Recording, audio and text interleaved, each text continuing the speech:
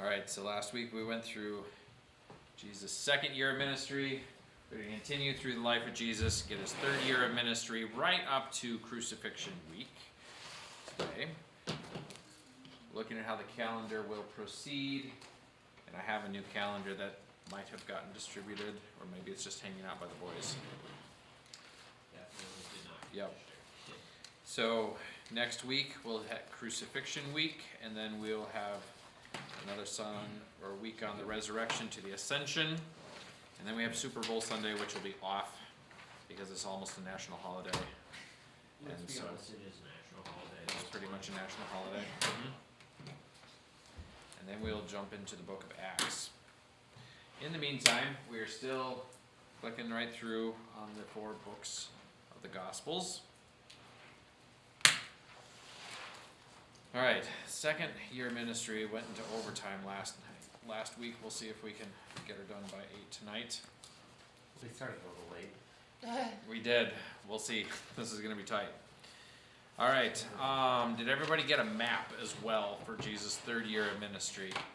I doubt we distributed those either. I think I did that. I got one. Yep. Oh, okay, no. All right. So Jesus' second year of ministry was constrained almost exclusively to Galilee, and he did not really go anywhere else other than Galilee. Third year of ministry is very much the opposite. He goes through Galilee regularly, but he does not stick around there very much. He is going all kinds of different places. So we'll track that, and if you want to follow along on your map and make lines, he does start in Galilee, and he'll go places here straight away, actually, because he starts the year by leaving Galilee with his disciples, and he heads over to Tyre and Sidon. Now, if you remember, right at the end of his second year, he gives the bread of life teaching where he tells the Jews that they have to eat his flesh and drink his blood, which is completely contrary to the law of Moses, and most people leave him. They had been intending to make him king because he was feeding them for free, miraculously, which is like the definition of good government. And I mean, yeah. so Jesus burns them essentially by telling them to do something that they can't swallow. They cannot handle the idea of. Yep. Little do they know it's quite figurative. Right. The 12 disciples, Jesus asked them, "Are you going to leave too?" And they're like, "We have no idea what you just said. We don't know how it means, but you do have the words of eternal life, so we're going to stick around and see how this goes." And it was more than just 12, because Matthias is hanging around there in the background. He shows up for officially in the book of Acts, but he had been with them since the days of John the Baptist. And so as one of those little details is that there's a handful of the extended extra group of disciples that were not numbered amongst the 12 that were around. Were these disciples also sent out 2 by 2?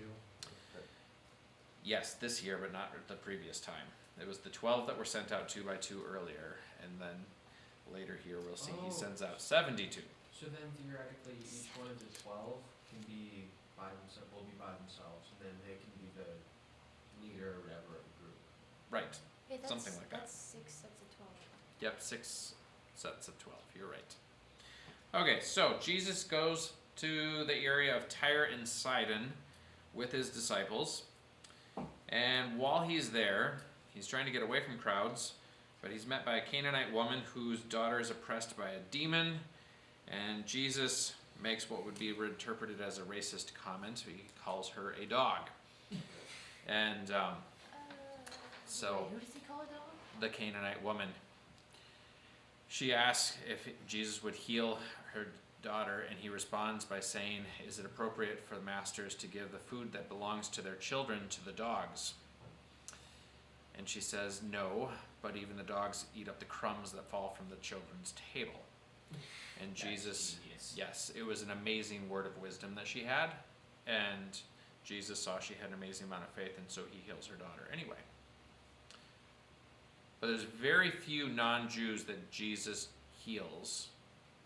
There's a few Samaritans perhaps, but most of the time Jesus is performing miraculous signs and wonders with Jews. This is one of the few exceptions. So Jesus heals her daughter, and this is up in the neighborhood of Tyre and Sidon. So then theoretically, is it going to spread that far, or is it just like. Perhaps. So then he reverses course, doesn't hang out in Tyre and Sidon very long. He goes back through Galilee, heals a few people in Galilee, and then he ends up on the other side of the lake in the Decapolis. And he's over there for a little while in Mark 7 and 8. While he's over there, he meets a deaf and a mute man. And that's one person who is both deaf and mute. Jesus heals him.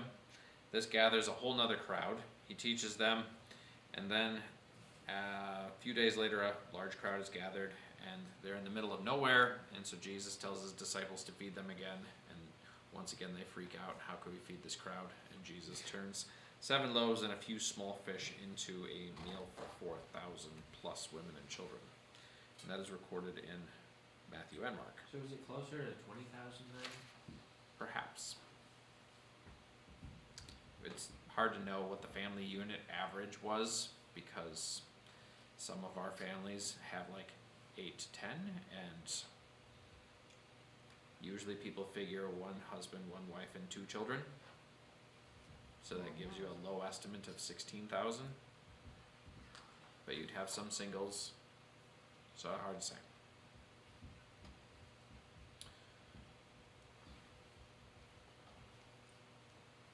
So they cross the Sea of Galilee to Magdala. Does anybody recognize Magdala? Mary of Magdalene? Yes, Mary Magdalene. She's from Magdala. So what sounds like her surname is actually her city of origin. It's just like Jesus was a Nazarene, she was a Magdalene. When he arrives there, he's confronted by the Sadducees and the Pharisees right away. They want to see a sign from him. And this is ironic because he just came from feeding 4,000. And he tells them no sign will be given except for the sign of Jonah. And so this is an interesting thing where you see that Jonah was an Old Testament type of the death and resurrection to come, as Jonah is in the belly of a whale for 3 days and 3 nights. And that was a foreshadowing of Jesus dying and resurrecting. Has it been figured out how he survived in there, or is that just supernatural? It's just supernatural. I don't suggest you try to survive inside a large fish, whether it be a whale or a whale shark or something of the sort. Yep. Does not sound fun. Mm-hmm. 72 hours. Yep. Can you imagine the smell? No. Yeah, Jonah That's would if have. there is air to breathe. Jonah would have reeked. So. There was air to breathe. There was a whaler who got swallowed by a sperm whale in the whaling days. So this would be about 150 years ago. He was in one of those little boats, and the sperm whale knocked into the boat, and then the guy had the sensation of traveling through a tight passage. He blacks out. 10 hours later, they pull this whale into the boat, cut it open, and the guy is still in there. And they pull him out, and he's alive. This is a sperm whale? It was a sperm whale. That's Yep. really good. Miracle he didn't bite them. Yeah, because sperm whale had teeth. Yeah, Mhm. they're too. I'm pretty sure it was a sperm whale. And yes, they are a toothed whale. Might have been. Could have been could have been a baleen whale, That's yes, just- this is true. Very fun. During the whale deals, the sperm whale is the whale that they wanted That because was it had that's the Mhm. ones that produced the Yeah. oil. Best oil. Yep. So that story was recounted in the Encyclopedia Britannica as authentic. And it's one of those that you can hardly actually believe. And of course, there's only a handful of guys that are on the ship to actually see the guy come out and know how long he was actually in the whale. But he did come to. I don't know how that works. Yeah, how do you have air for that long? So, interestingly enough, Jesus arrives in Magdala and leaves it in short order by boat, and he goes across the sea to Bethsaida. While he's in Bethsaida, he heals a blind man, but he's not arriving in Bethsaida to stay there any length of time. He is just on his way to places. And the blind man actually gets healed in an interesting 2-step healing. So Jesus prays for him, or does something, says, "What do you see?" He says, "I see men walking around, they look like trees." So then Jesus does something else, and then he can see clearly. And this is a fascinating little snippet, because No one had any idea what this meant until the 1950s or 60s when somebody was medically healed of blindness, but they had been born that way.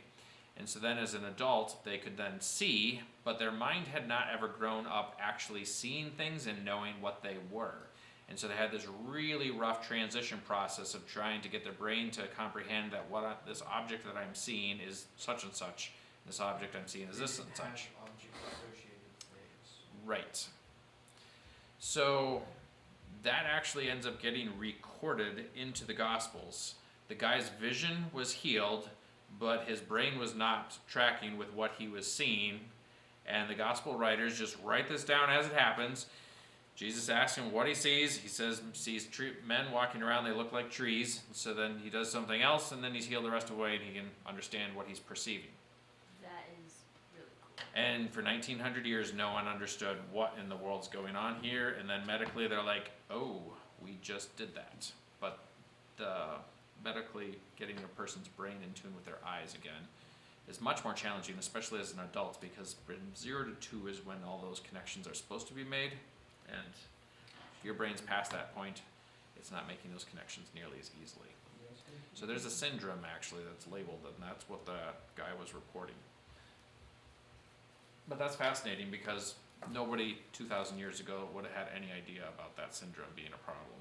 So that contributes to the reality of the Gospels. Yep. No one would It have- was an unknown phenomena that they record as an eyewitness account. So Jesus leaves Bethsaida heading north, and he's headed up towards Caesarea Philippi.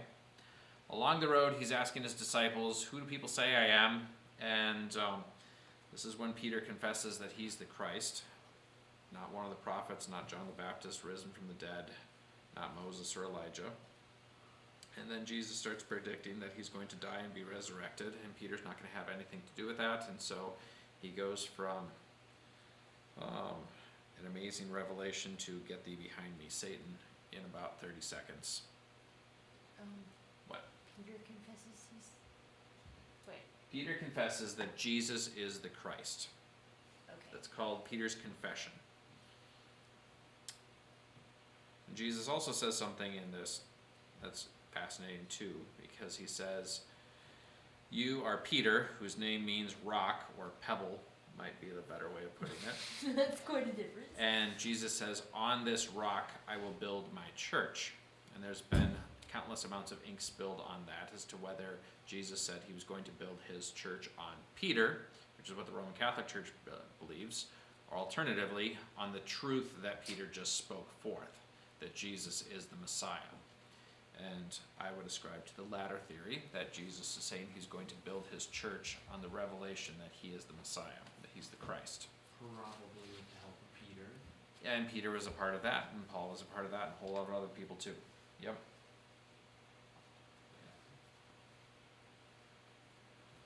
So Caesarea Philippi, you'll notice, is right next to Mount Hermon. That would be the mountain where the Transfiguration takes place. And this is a sneaky little event that takes place. Peter, James, and John go up Mount Hermon with Jesus, and the other 9 are left down at the bottom of it. And Jesus tells Peter, James, and John not to say anything about it until after he's been raised from the dead. And the 3 of them don't have any idea what he means by that. And they talked about it to each other, like, what does he mean by that? But they don't say anything about this for months, of what actually happened on the mountain. And so, as we read it, He dies. Peter, James, and John are like, yeah, So- remember that time one we went to time? Mount Hermon? right, Yeah. there are some interesting things that happened on Mount Hermon. No, it was just Elijah and Peter. Yep. So Moses and Elijah appear. Them. Say what? How did they recognize these people who'd been dead for? I've always wondered that too. Like, okay, so Peter, James, and John are hanging out there. How do they know that's Moses, and how do they know that's Elijah? No idea. Jesus 100% just said, Elijah, Moses, long time. That would be the only way you could illustrate that. That's the most logical configuration. It's an excellent theory you've got And going then on. Peter does his dumb Yep. shenanigans of saying you need to build altars, right? Tents. Let's Tents. build tents. Let's hang out here on the mountain. This is good. So, now Jesus gets really bright and shiny while he's up there, and this is thought that he was in his glorified body there for a short while. And while he's having a conversation with Moses and Elijah, and that's what they mean by him being transfigured, where he was not merely human for a short while there. In front of the disciples at the bottom when they saw some bright lights and they were confused. Yep. And unfortunately, I don't think any of the accounts record what Moses and Elijah are saying to Jesus. Just Peter's Oh. comment about, hey, we should build 3 tents. Which is like the That's, last. Exactly, the least. Yeah, Peter was really humble to share that line, but Bro, and it, like Elijah, didn't he have several revelations made to him? No. Oh, I'm not mixing sure. up No. people. What was Jesus' response to that? The tents? I don't think he responded. Some things Peter says is just no words to come back to. He was trying to be pragmatic, he Yeah. just didn't get it. Yeah, you can get the quick to listen, Mhm. slow to speak bit. Yeah, because I think a voice from heaven started speaking shortly after that, so I think it gets glossed over. If you want to look it up, it's in Mark chapter 9. Jesus and the disciples head down Mount Hermon. They rejoin the other disciples. They come across another deaf mute, and this is a boy, and he's a deaf mute because of an unclean spirit, and it also causes him to have seizures, and so this is like every worst ailment you can imagine combined into one. And the other disciples were unable to drive the spirit out. But that means that they thought they should have the ability to do so.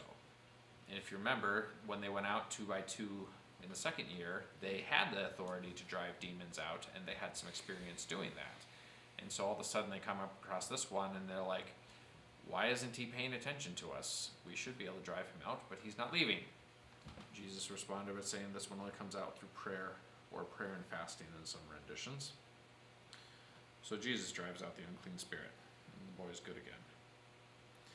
So then, leaving Mount Hermon, they're heading back down towards Capernaum, which is not far from Bethsaida, on the other side of the Jordan. And I imagine that Peter, James, and John were all of a sudden feeling like we have just been set aside. We've seen something awesome. We can't say anything about this awesome thing, but so which one of us is the greatest, guys? And that conversation started up, and this was not the first time they had that conversation. I think they had that conversation 3 or 4 times, including on the night of the Last Supper. But anyway, in this particular time, Jesus lets them run through the whole conversation on the road as if he can't hear it, and then when he gets to the home in Capernaum, this is presumably Jesus' home in Capernaum, he just sits down and asks them, so what were you talking about on the road? Oh, I can't wait for that to come up in the shows, and that is going to be such a fun Yes. episode. And he gives them a different opinion about what being the greatest should actually be. So they do spend a little bit of time in Capernaum here for a while. And this comes through in Matthew 17, along with other places. Peter is asked if Jesus pays the temple tax, and Peter just automatically pipes up and says, yes, he pays the temple tax. And Jesus takes him aside for a private conversation and says, do kings levy taxes on their sons or their servants? And Peter's like, they're servants. And Jesus says, so the sons are exempt. And then he says, so we don't offend anybody though. Go fishing, first fish you catch, out of a coin you can pay your tax and my tax. So it worked out in Peter's favor. He didn't have to pay out of his own pocket. He got to pay out of the fish's mouth. Gross. Yes. I mean, But he's a fisherman, so whatever. he does others.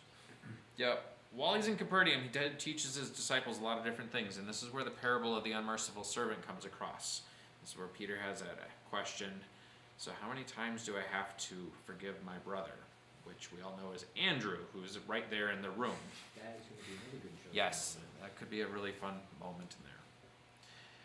And then he talks about how to resolve conflicts when your brother sins against you. First you go to him one-on-one, and if they're not willing to repent, then you take 1 or 2 other people with you. And then if they're still not willing to repent, then you bring them in front of the church. Whereas most people like to take everybody, make it as public as possible, and then work down. Yep. So Jesus puts forth a different pattern. And then we start getting into a fuzzier time of Jesus' third year of ministry. And the reason why I say it's fuzzier is because there are vast chunks of Luke that are really hard to pin down where and when they take place. So this is getting to be just a little bit of an approximation here. Beginning of John chapter 7, Jesus' brothers, even though they don't believe in him at this point in time, they're starting to encourage him to go down to the Feast of Tabernacles in Jerusalem. Do you remember what time of year the Feast of Tabernacles would be? May? October? October, very good. That was your That was a guess. This is a very good guess. Yep. October, Feast of Tabernacles is about to happen. And his brothers are telling him to go, and Jesus demurs and says, no, I'm not going to go. But then later he does go in secret. So And he changed his mind? He changed his mind. Okay. Yep, he didn't want to go down there at all publicly because his brothers were trying to be like, hey, you're trying to be a public figure, you should go down there and teach your disciples down there and do signs and wonders for them too. Wait, so Jesus is the one being talked about? Yep. So Jesus leaves later, but in secret. And it looks like a few chapters in Luke happen along the way. One of them is Luke chapter 13. On his way through Galilee, he preaches in a synagogue, heals a crippled woman, and then ministers in some other towns and villages. And then he enters Samaria, and this goes backwards in Luke. This is in Luke 9 and 10. Luke is like the least in order of the Gospels. I mean, he was not present, so it makes sense. Nope, he wasn't present. He was getting things second and third hand. But so he enters Samaria. One of the villages rejects Jesus, and this is when James and John ask to call down fire from heaven on the village. Sounds like And- Sodom and Gomorrah. Yep, like Sodom and Gomorrah. hmm So you can tell they were starting to feel very powerful and jazzed, like they're seeing things happen. And then it's about this time that 10 lepers come and call to Jesus from a distance. They get healed. They go and show themselves as a priest. One comes back and thanks Jesus. And then it's also at this time that Jesus sends out 72 in pairs. And so he's got a medium-sized crowd of disciples going along with him, but not thousands upon thousands. So the 72 go out, and this is a very successful journey. And this is to villages, presumably in Samaria, that Jesus is about to go to. That's 36 groups. That's still a lot of people. Yes. Like, Yep. And they're talking about how the demons listen to them and people are healed, and Jesus is quite excited when they come back and start giving reports as well. So then back into John chapter 7, he actually gets to the Feast of Tabernacles because John just skips the whole trip. And he begins teaching at the Feast of Tabernacles, but not until the second half of it, and they're all waiting for him to give a sign or something that they can fault him with. And John has lots of interesting teachings and conversations that Jesus has between him and the Pharisees. Stays overnight on the Mount of Olives, possibly in the village of Bethany. And then the next day, he comes back into Jerusalem, and he's confronted with a woman caught in adultery. And this is when they ask him, the law says we should stone such women, what do you say? And he reaches down and starts writing in the sand, and nobody knows what he wrote because it's not recorded, but he's writing something in the sand. And eventually he stands up after they pestered him long enough, and he says, whoever is without sin can throw the first stone. And it says that the younger ones, or the older ones left first, and then the younger ones eventually, because they were the cockier ones and didn't realize how they had just been outfoxed until a little later. And then the next chapter, this is still in Jerusalem around the Feast of Tabernacles, there's a man who was born blind, and he was healed, and of course Jesus did it on the Sabbath, which sparks a huge controversy.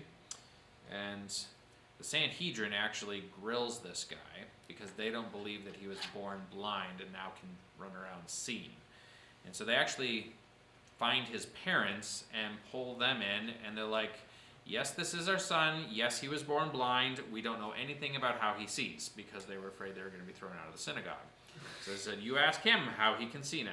And so he's like, this Jesus fellow came and I see. And there was a big question and debate amongst the disciples as to whether he had sinned or his parents had sinned, because they always figured that if a person was sick or ill, that it was because of somebody's wrongdoing, this cause and effect. And Jesus said neither. His parents didn't sin, nor did he sin. It's just so that I can be glorified and God can be glorified now. And it's a very different perspective on why people are sick and ill than was common in the day.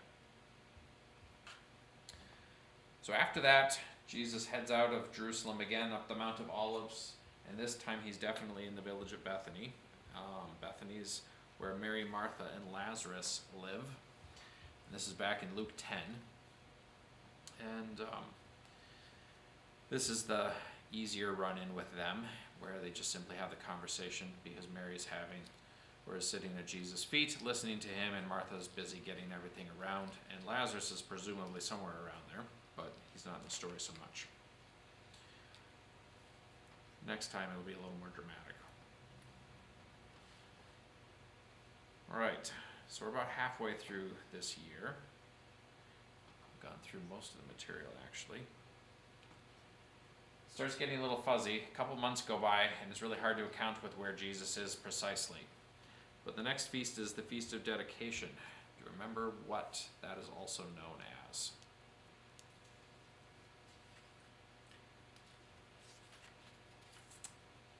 I read it sometime. Mm-hmm. Yeah. This is going back to the Maccabees. This is Hanukkah, where they rededicated the temple. So this is like just his birthday, essentially. Hmm? So this is like. This is in December, yeah, sometime around his birthday. That's not noted.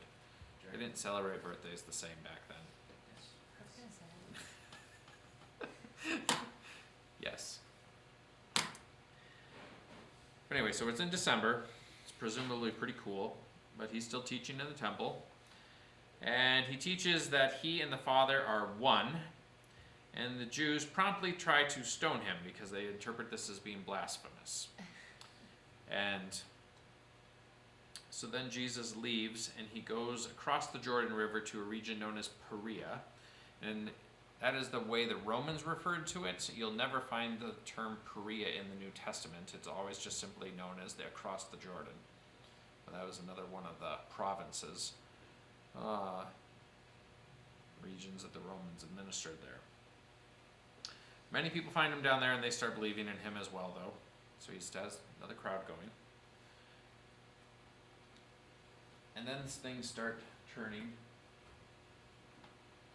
While he's over there, word gets sent to him that Lazarus is sick.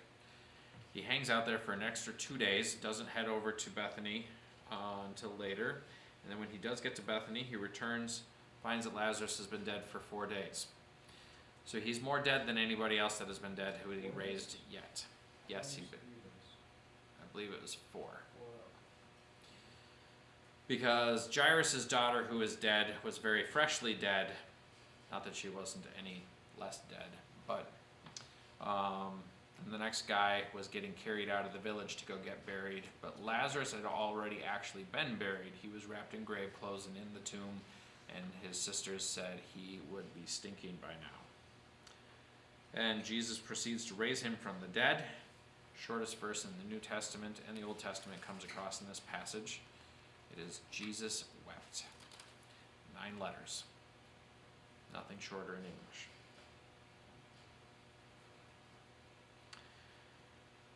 Lots of people hear about this, and because of this, the Sanhedrin in Jerusalem begins plotting to put Jesus to death. And so Jesus leaves that area once again and heads to a village known as Ephraim, across the Jordan River over in Perea, which I don't have on the map, but he's back over in Perea.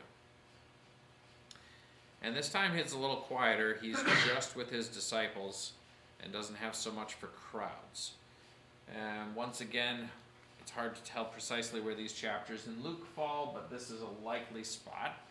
We have Luke 16 and 17 landing here. A couple of main parables. The parable of the shrewd manager. And that's one of those parables that'll really test your interpretive abilities, because you've got a manager who's in charge of his master's household, and he just starts reducing everybody's debt, so he has friends when he's no longer the manager of his master's household. Wait, what? Really? Yes, you read it. Luke 16 or 17. And then be like, what in the world? It's a parable? Yes, it's a parable. You just, Do Huh. people agree So what that what's means the- today? what's the moral of the parable? Be nice to people so that way you're friends? Something like that. What time is You it? have to read it sometime. So then we also have the parable of the rich man and Lazarus, which is a unique parable in that Jesus is talking about heaven and hell a little less cryptically than normal. And we get this image of Lazarus being with Abraham in the afterlife, and the rich man can talk to them from across a chasm, but that has caused lots and lots of questions as to what does this mean, and can we take it literally? Is it just a figurative story? Is Jesus making this up, or is this the reality? Jehovah's Witnesses don't like that one, honestly. But, Why? because if they believe that if you're dead, and you have no consciousness, it's not like you move into an afterlife. Really? Yes, really. And what's the point of their beliefs, really? Yeah. So hopefully you get raised back up to life and just don't go into annihilation. Like you either die and get resurrected, or you die and are no more, is the way their beliefs work. That is, Then there's no. And then this parable just flies in the face of all of that. Mhm. And then also Elijah and Moses having a conversation with Jesus on the Transfiguration Mount also Yeah. really runs afoul of that belief. so what words do they change in those two? One of the gospel accounts refers to it as a vision, and so they think it was not actually real, it was just an apparition, didn't actually happen. Yeah. So So then what do they think of Saul talking to, Samuel? yes, I asked them about that one too. And yes, when Saul consults the witch of Endor and brings Samuel back from the dead, they just say that was a demon speaking through the witch. It couldn't possibly have been Samuel because Well, the witch was terrified. And demons don't tend to give good advice. And they don't tend to Mhm. say the truth. Doesn't he say something like, "Why'd you wake me up? I was peaceful," or something like that? why did you disturb my rest? Yeah. Yeah. There's nothing in the scriptures that would say that it is not Samuel. There's nothing that even remotely hints at it or points at it. From everything in the passage, it looks like that is Samuel. So you have to walk into that story with a prejudice against it actually being really Samuel to conclude that it wasn't actually Samuel. Mhm. So, yes. So I just don't say. So yeah, their belief structure just doesn't line up with the way the scriptures present, which is a good illustration of how we need to be cognizant of that. And when we have several passages lining up that don't land in accordance with what we teach and believe, then maybe our understanding is somewhat short and wanting. All right, moving along. Get to Mark chapter 10 here. Jesus predicts his death on his way back to Jerusalem, and this is his final trip to Jerusalem. James and John don't seem to get the context of the conversation, and so they're requesting seats at his right hand and his left hand, although I think another passage or version of it, their mother asks for them to be seated at his right and at his left. And Jesus just says, "You have no idea what you're actually asking for." He says, "It is not to me to grant that." He's approaching the city of Jericho, comes across a couple of blind beggars, heals them. In another version of this story, it's just one, and that's blind Bartimaeus. So there's a couple versions of this same incident. While he's in Jericho, he has dinner with Zacchaeus, and he tells the parable of the minas, which is very similar to the parable of the talents, but is designed just a bit different. Those are an interesting compare and contrast, the parable of the minas and the parable of the talents. But they were told at two different times, about a week apart. And then Jesus arrives in Bethany on Saturday, March 28th, 33 AD. Dang. That's Yes. precise. And we know that we are coming to the end of his third year of ministry. He's at the house of Mary, Martha, and Lazarus, and Mary anoints his feet with oil, the really expensive 300 denarius oil. And Judas Iscariot sees a lost opportunity to have pilfered more money from the money bag, and so he sees this Wait, as so a That's like so that's like a year's worth. Of almost a wages. year's wages, So that's like 10 months. $40,000. Yeah, sure. In today's $40,000 to $60,000 worth of oil, there you go. Unless you're a Culver's worker, then it would be less. It'd be a lot less. It'd only be like $400 to $600. You only make $400 to $600 over the course of 10 months working at Culver's full time. Yeah. They pay $20 an hour now, so. No, they don't. River Falls Some of them does. do. Not Yeah, today. River Falls. Anyway, Jesus defends her, and he talks about how this is the anointing that he's receiving in preparation for his burial.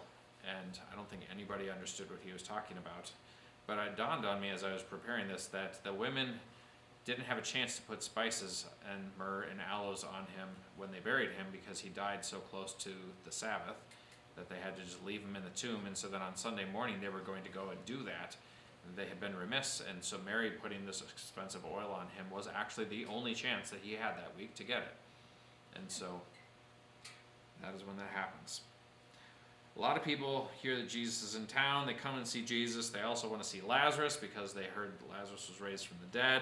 So then the Jews and the Sanhedrin are like, oh my gosh, we got to kill this Lazarus guy too because he knows what happened.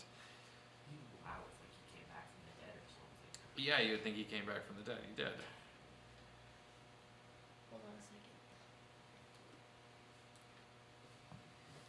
So did they end up killing Lazarus, or was Lazarus let him know or something, or what? But we don't see Lazarus again. Presumably he doesn't die. If he did, it's not recorded. What is that eventually? Wait, he doesn't Die again Okay. until later. Like he dies of old age perhaps, or doesn't meet a violent end at the hands of the Sanhedrin. But Or it's about the things, who knows? alright. So, summarizing Jesus' third year, looking at his discipleship strategy. Third year, he ends up spending more time with his disciples, which is one of the reasons why he's traveling hither and thither, is he's getting away from the crowds because he can't be anywhere in Galilee without thousands and thousands of people being around him. So he's going over to Tyre and Sidon, he's going up to the Decapolis, he's going over to Caesarea Philippi, he's down in Perea across from the Jordan, and he's intentionally avoiding crowds a good deal more of the time. And then also in this year, he sends out the 72, so they have a second ministry trip going out in 2 by 2, casting out demons, healing the sick, preaching in villages. That's nice though. He said you have 72 people with experience Mm-hmm. when Jesus dies and is then resurrected. Yep. And I suppose in his third year, Jesus is like, right, I'm leaving soon, so let's brush up these things, let's get these things sorted out.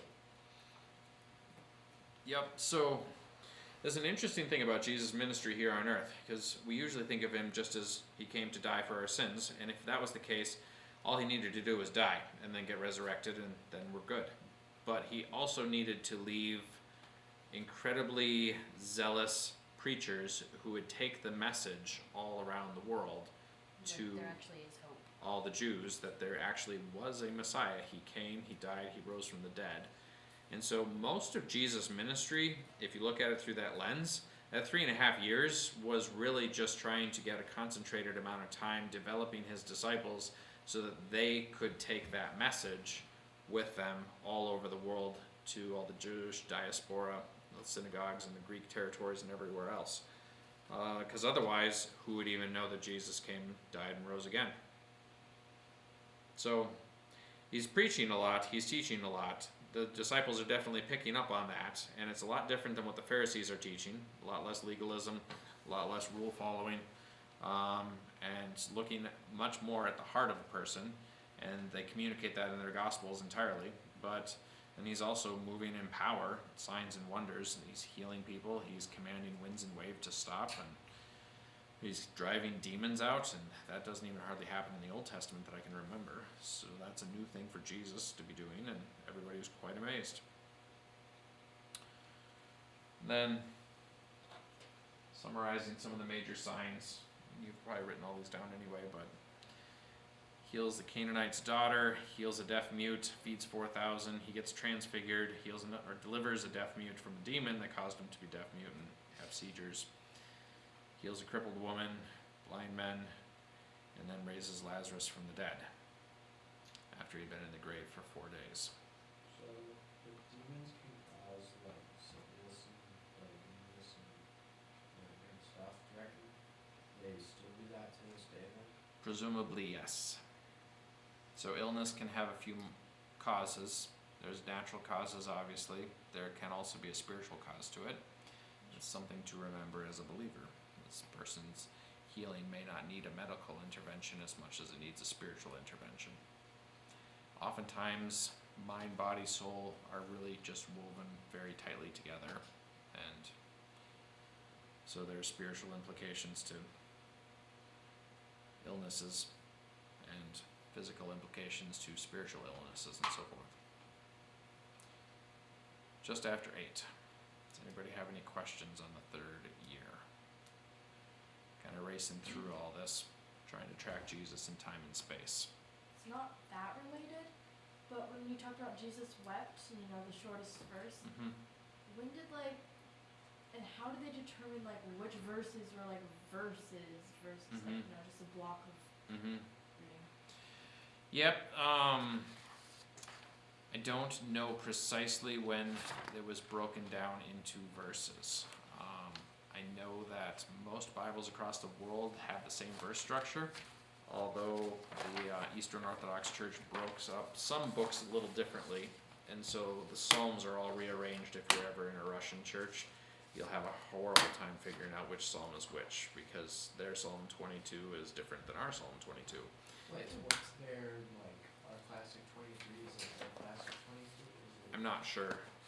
They're all off, they just rearranged them a little bit so that they're all off by 1 or 2, but it's not consistent the way through it. Same psalms, just not the same order. So, well, I couldn't even read Russian, so I think. But yeah, verses got added in sometime, probably when it was getting transcribed into Latin. I don't know if Jerome did it or if it's somebody else did it, but it was just simply a tool to help people find the same part of the Bible verse, Bible passage.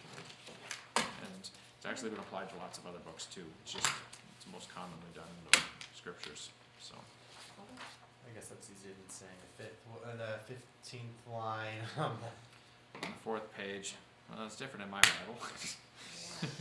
Said font size. Yeah. So it wasn't like the writer specifically wanted Jesus wept to stand out like that. Nope. It was a sentence, and the verse guy is just like, yep, and that's verse 36, and the new sentence is verse 37, and then you've got Esther 8:9, that's like 7 lines, or I don't know, a dozen lines of the Bible, and it's like, why is that all one verse? It should be 5. But I'm pretty sure it's Esther 8:9. The guy who started doing chapters and verse was a traveling preacher, and one of the theories is how, because sometimes it just doesn't make any sense where he just divides it, and some people say, because he was a traveling preacher apparently, but anytime he hit a bump on his donkey or whatever, he just we read up something else. Of course, that part is probably not true, but It's not. but it is funny. I'll do some research and come back Did you with a say better answer. 8, 9? It might be 9:8. 8, 9 is pretty large. Okay. Would you like to read Esther 8:9? The king's scribes were summoned at that time in the 3rd month, which is the month of Simeon, on the 23rd day, and an edict was written, according to all that Mordecai had commanded concerning the Jews, to the satraps and the governors and the officials of the provinces, from India to Ethiopia, 127 provinces, to each province in its own script, and to each people in its own language, and also to the Jews in their script and their language. I think it was that one. Did we turn it off?